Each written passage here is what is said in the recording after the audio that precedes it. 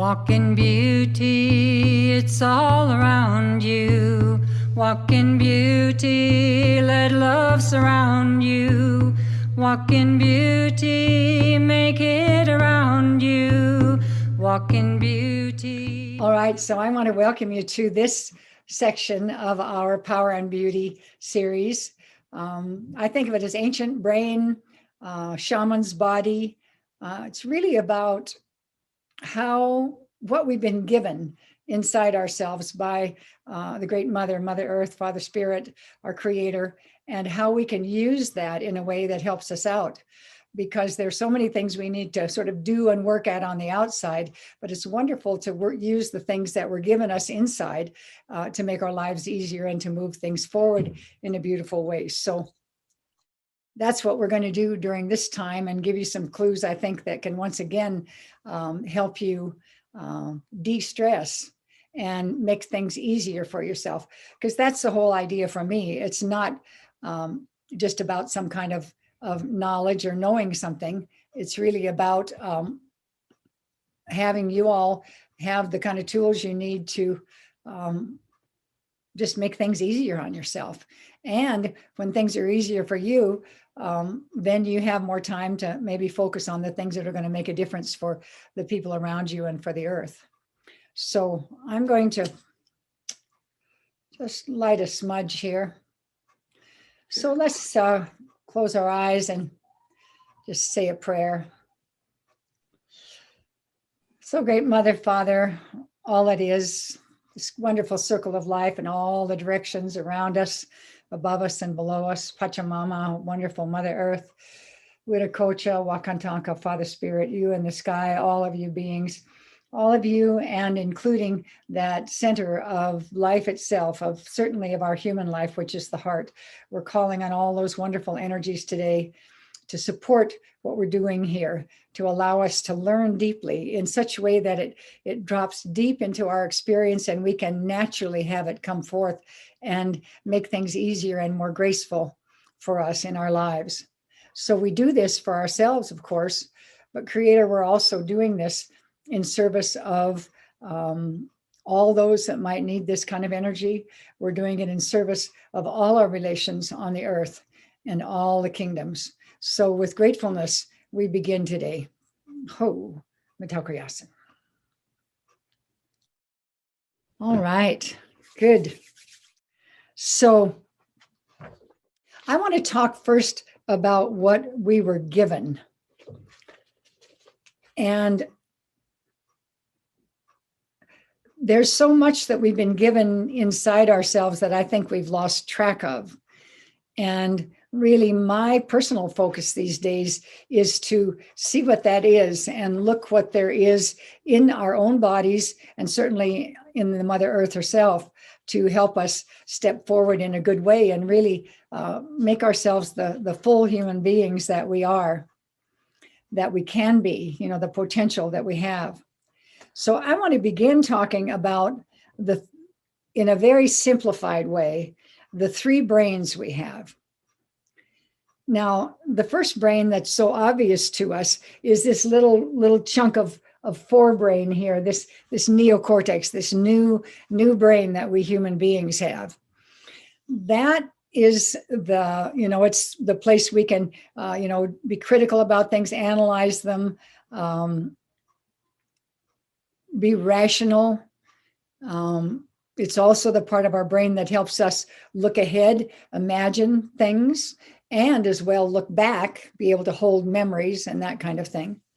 So it's incredibly useful. There's a lot of creativity that happens in this part of our brain when we can use it well. So that's the first part of our brain, and its language is speaking and talking like I'm doing now. So that's our very human brain, come to us quite lately in the evolving of things. And then behind that sits the old mammalian brain. And the mammalian brain is just what it says it is. It's the brain that all mammals have. And, it's not only us and the primates. I mean, it's whales and it's monkeys and it's squirrels and it's, so many things that are mammals that share this same brain that we have. And so that brain is a very interesting one and has an enormous capacity for us. And its language is emotion. It's actually our feeling emotions, happy, sad, angry, on and on, all of those emotions. And it's nice to realize too, just as kind of an aside, that, and I may have mentioned this before to you, but that brain is the same as that in mammals.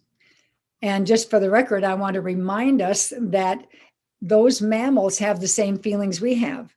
So they can be angry. You've seen things be angry. You've seen things be fearful. You've seen things be exuberant and happy and playing and jumping and enjoying themselves. And you've also seen them be very sad. Like if you have a mother dog and for some reason have to take her puppies away, she mourns and cries. And she is feeling the same feelings, the same emotions that we feel if we lose someone. And the thing that's interesting, though, is that she doesn't carry that. And we'll talk about that as we go down the line. But that's the emotional brain, very powerful. Emotion. We usually have to add emotion in when we're manifesting anything. We need to add that emotion. It's like what moves things. Emotion is about moving things.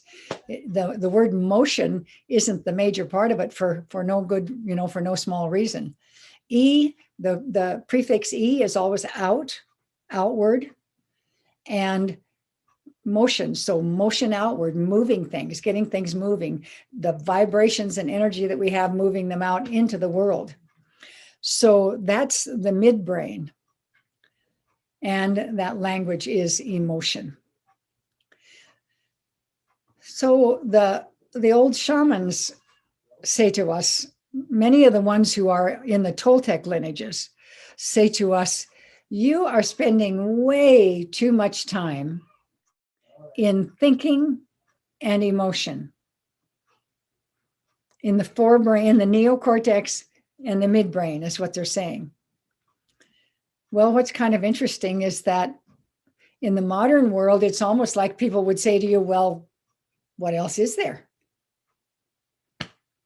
Because we spend so much time in that kind of rational thinking mode and in emoting.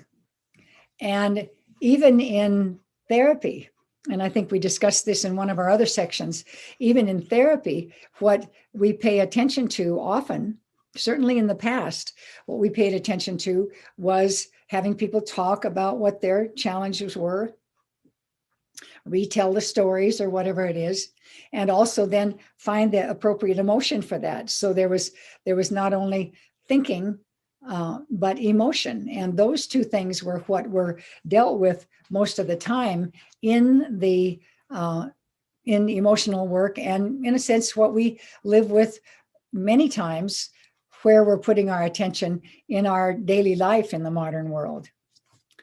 But I'm here in this segment of what we're doing to be an advocate for another part of our brain that I think gets very little attention, and sometimes when it gets attention, gets a negative label put on it, and that is the ancient brain. This part right back here that connects and goes down the spine. So that ancient brain takes care of everything else that's not taken care of by those frontal brains. And I believe that it connects into the spinal column in a very clear way. And what it represents to me is what we've been given by creation and by all of the time that we have spent on earth as human beings. So all the information, all of the understanding about how to not only survive, because sometimes it's called the survival brain. And really, sometimes that's said negatively. Oh, that's the survival brain. Well, golly, gang, survival is the baseline. We need to keep our body together so that we can move forward. So the fact that we go into that survival mode is just baseline how we're set up. And I'll talk about some possibilities of modulating that a bit as we go forward. But I like to think of it as the thriving brain. It's where we thrive as well as survive.